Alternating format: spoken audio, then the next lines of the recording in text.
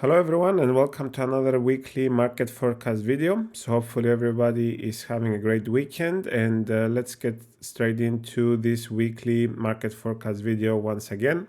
So before we do that, we would like to announce our Friday's US stock market webinar. We are going to provide an in-depth longer term forecast for the US stock market heading into the next year, into 2026, and this is exclusive once again only to our members. If you are keen in joining our membership service, the link and any relevant information is provided in the description.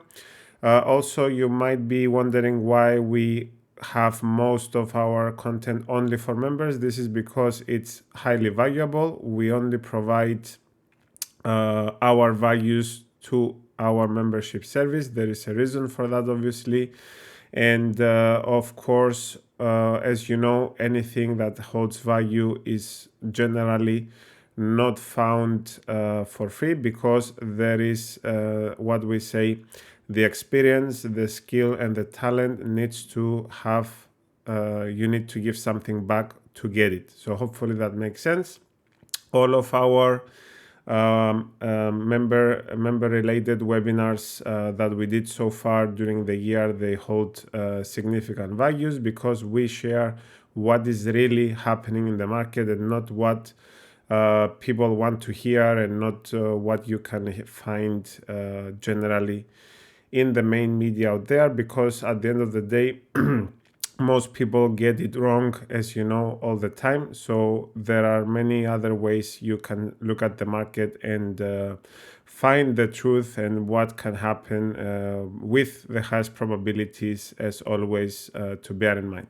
So for this Friday, we will have the US stock market webinar. If you are keen in learning what is coming ahead for the US indices and stocks, you can join us, and you will also get access to the recording. Anything that we do in our membership service is provided always with a recording. All the content we are doing is accessible for any of the members. Even if it's an older content or webinar, you can still find it if you are within our monthly membership service. And also, we are going to release by next week probably another way you can join us, which is going to be throughout a 6-hour educational video session, which you will also have a mandatory 1-hour free one-on-one call with me. So we will address everything that it was explained during the 6-hour extensive educational videos. That will help you to understand more what we show in our weekends and weekly live sessions for our membership service. It will help you to get faster into what we really explain. So let's start with the dollar index, and what we are expecting this week is soon the index to provide us with a peak for another move to the downside. Ideally, we still see the dollar that is trapped, and we can see more weakness sideways to lower price action into the next week ahead as well. For the dollar yen, ideally we're expecting another move to the downside before a bounce. This is our outlook for the dollar yen. As we have been saying, from these levels we expected this drop to the 150s, and then we explained the extension lower for the dollar yen, which is taking place at the moment. However, we have to be cautious here on the downside, because this might be one last move for a bounce to happen next. So at the moment, we don't really like the stage of the dollar yen market for any specific major moves, with the higher probability still remains to the downside for one more move lower for the yen. For the euro, we also like one more high after this pullback, which is taking place right now. Soon we are expecting this one to give us a pivot low, maybe in the next few days, and then we are expecting another turn higher for the euro for the 111 area overall. So that will be our bias and outlook for the euro. Soon another push up should be happening for the euro dollar.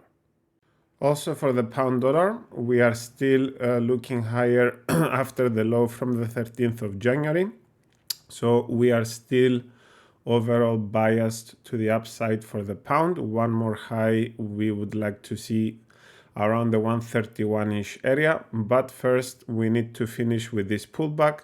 We might extend a little bit lower towards the 128, 128.50. This will be another area that if the pound reaches, we will get the next move higher. So for now, this is the outlook. We might drop a little bit more into the beginning of the week, but then another push up should be coming for the pound as well. Now for gold, last week we expected this push to the upside after a small pullback, which is exactly what we have seen. And then we got this pullback during the end of the week. We have reached another buying area for short-term traders. So from here, we are expecting another move up at least around the 3,100-ish area before we can get another reaction. But for now, the bias for gold is still to the upside. So in the next few days, we will get an established level and pivot low right here, which will take us higher. We can see another move up at least for gold for the time being. So more upside should happen in gold. However, buyers should start to be cautious already because we are reaching extreme areas and also we are reaching a mature cycle that we had established from months before. So you should be cautious in buying gold from now onwards. Overall, the best buying opportunities, they already happened by the end of the year, and also secondarily the 28th of February. So that's our outlook for gold heading into the next week as well. Now for oil, we have explained that these lows from March, they will determine the next path in the shorter term. So we can overall see that we are chopping around for a corrective bounce. We can still go towards the $70 area. However, the market at the moment is sideways. So we do not have any specific next move that we can see next in the short term.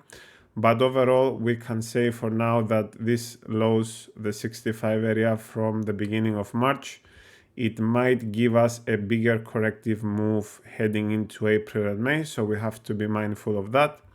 So for the time being, oil remains sideways to lower with a potential for another bounce to the $70 area. And also there are also other possibilities to see a bigger corrective move towards 70 plus. We will know that probably in the next 2-3 weeks. We will need to see how the market develops into the beginning of April so we can have a better idea. But these lows from the 5th of March, for now, they hold a minor pivot for this corrective cycle we are in at the moment. Now for gas, we have explained before, for us, the area of the $4 range here at the futures market from NYMEX, we have explained holds a significant struggle for new highs in the market. We have got this move towards the $5 area and we rejected, but overall we remain into a bigger accumulation stage right here from February.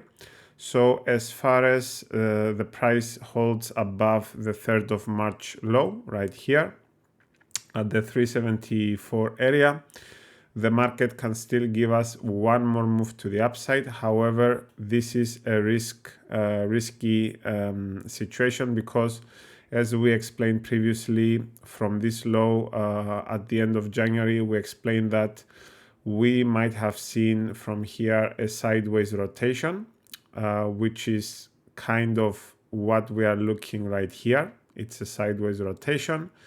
And we will see what happens next, because at the end of the day, we cannot give you a forecast which it doesn't have high probabilities. We like to give you always transparency and truth. And this market is one of those markets that you should not be gambling at the moment, but keep an eye on the 3rd of March. For us, this is the low that needs to hold for this move higher. If this one breaks, then we are going to see a bigger corrective sideways move in gas heading into the summer. So this is what we can say for natural gas. For the S&P 500, as we have explained, we have reached the buying area. 13th of March is our pivot low. And from here, we are looking for the next cycle higher, the next accumulation before the acceleration higher is already taking place, and buyers should have bought this area around the 5,600 to 5,500 area. This $100 area should be bought, because from here the highest probability is another new all-time high cycle in the S&P, and this is our outlook for the index for the time being. So for Bitcoin, as we explained, we have reached another major buying area for investors. So this was the area that should have been bought for anyone that is looking for another move higher in Bitcoin specifically. So we are within this accumulation sideways to higher price action. We will soon establish a major area for a big move higher. We are expecting Bitcoin to make another new all-time high within the year.